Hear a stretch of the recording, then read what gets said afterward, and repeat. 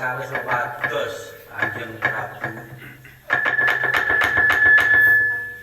Paman Sengkuni ya wonten pangandika ingkang adhawuh. Sajake si Garutkaca kok gadah welingan, Man.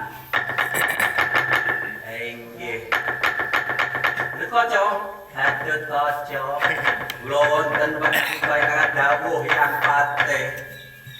Kowe meling apa, Nger? Kowe arep lilir apa? Ora perlu kula. Kowe mulya dhisik nang Pringgondani. Mengko arep litir apa?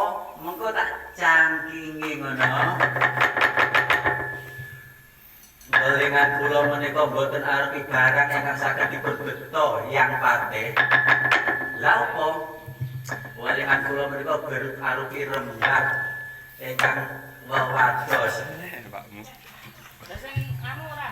Bab apa? Inggih perkawis Prabu Puntadewa badhe dipergoyong wonten praja Ngastina menika.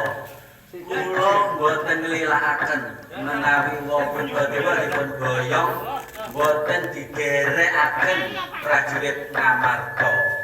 Namung diderekaken kalih prajurit Ngastina.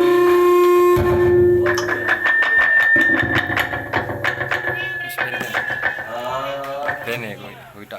Cara iso tata jalma ngoten samar piyambake niku. Curiga niku. Ampun dangu-dangu nggih. Garutkaca ambing menjajah siji ae. Otot kawat balu wesi ora bakal kuat rasane ngati. Kepripun Paman? Garutkaca dosah siji ae otot kawat balu wesi. Digurun-gurun langit ora bakal bisa menang musuh Kurawa sing atusan cacahe.